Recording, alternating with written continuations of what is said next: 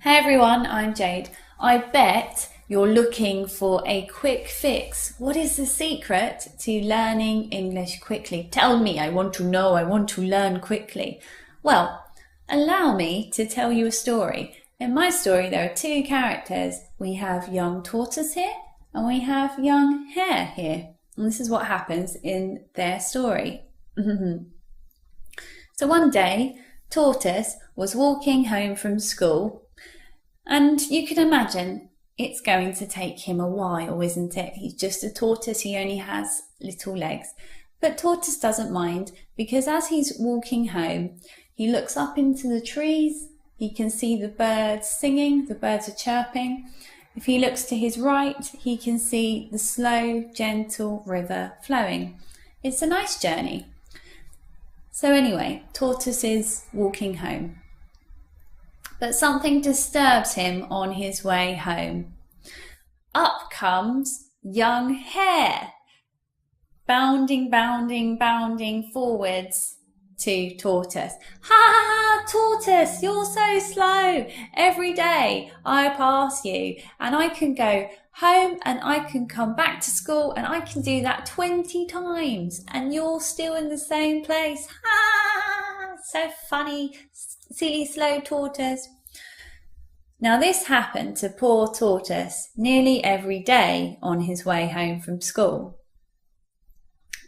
But this day, Tortoise had an idea. Hare, I know you say that you're so fast, but I don't think you would beat me in a race. What? What are you saying, Tortoise? Of course I would beat you. Look at my legs. Look at my long legs. Look at your little legs. Every day I get home before you. But now you've mentioned it, why don't we have a race? You'll see, I'm going to win. This is going to be easy for me. All right then. Well, why don't we start now? Let's have a race home. So, Tortoise and Hare began their race home. Quickly, Hare went forward, forward, forward, and very soon he was out of sight. Now, things weren't looking good for Tortoise, but he carried on, walking ahead, walking ahead. The birds were singing, chirping in the trees still. The gentle river was flowing, the same as it is every day. Meanwhile, further up the road, Hare was bounding along, very excited, and then he suddenly realised, you know what, I'd like to take a nap. I know I'm going to beat Tortoise, he's so slow.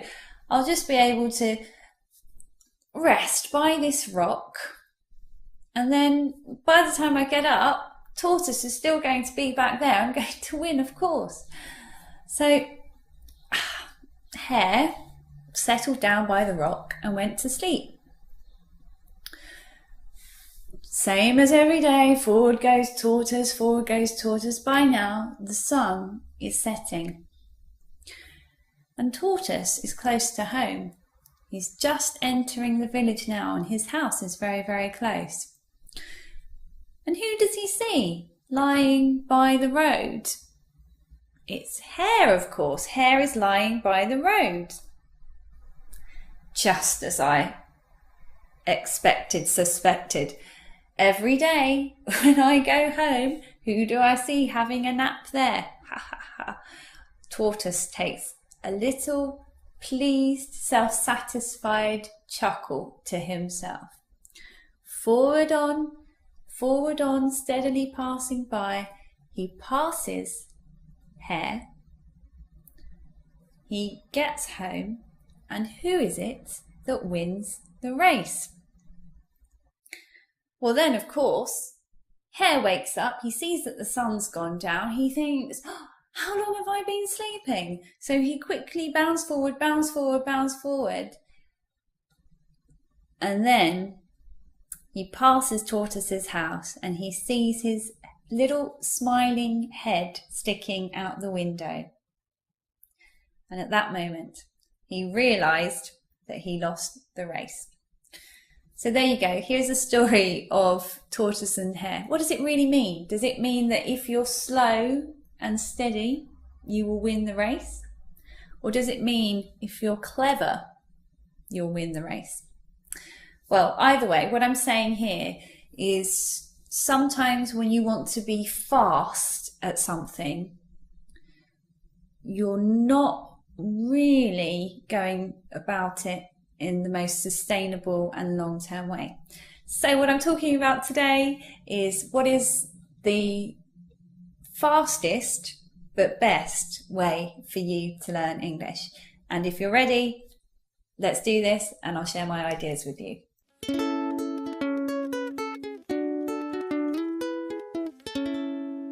Everybody wants to learn English fast, but I'm of the opinion that when you're really, really fast and you try to force it, sometimes you run out of energy and then you give up. So I'm more of the tortoise frame of mind, which means slow and steady and you finally get there. I mean, you have to be realistic. When it comes to learning a language, are you really going to be able to learn it super quickly? Well, it can help you if you're fully immersed and you're living in that country and you need it. But if you're not in that country and you're at home, come on now, be realistic. How fast can you learn? So what I recommend is a daily English practice of a realistic time frame.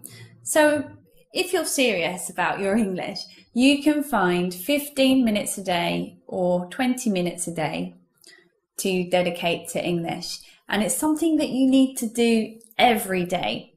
In the same way that in the morning you get up and brush your teeth at some point, I hope you do anyway, you need to make your daily English practice just part of your routine. It's something you do without questioning it. It's automatic. And it will help you be more effective in your daily practice if the thing that you're going to do for your English practice is already decided by the time you get there. So you don't waste 6 minutes of the practice looking for something to do. You just already know, so you can get straight to it. So you can determine what you need to focus on in your English practice by having a think about your weak areas. Let's say you need to improve your listening skills. You should make it that every day for 15 minutes, let's say, you listen to a Learning English podcast. 15 minutes, not longer and not less than 15 minutes.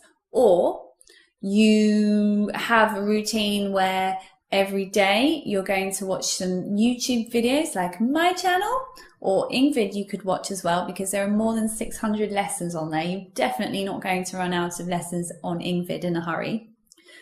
Just part of your routine. It's very easy. You could follow one particular teacher on there, watch all the old lessons as well.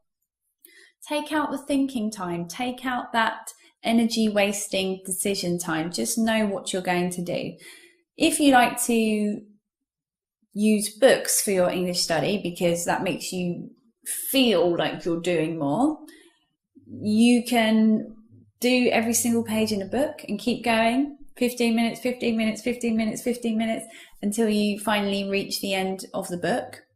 What I think would be helpful as well is setting a routine for a fixed amount of time. So you could decide for 1 month I'm listening to podcasts, or for 1 month I'm developing my vocabulary by doing some online quizzes.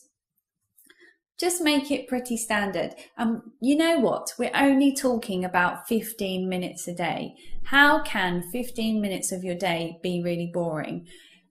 But you just do it, okay? No questioning, you just do it. And the other reason this is good for you is not just your English, because it's a kind of discipline. And the more discipline you have, or disciplines you have in your life, that makes you just a much more effective person who's able to achieve goals and do stuff, okay? Because you don't waste time in laziness, in weakness, like, oh, I want to do it, but I can't, I'm tired.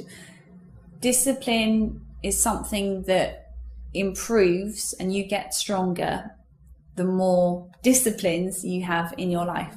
So I really highly recommend that you develop a daily English routine that shows your dedication to learning English is long term, okay?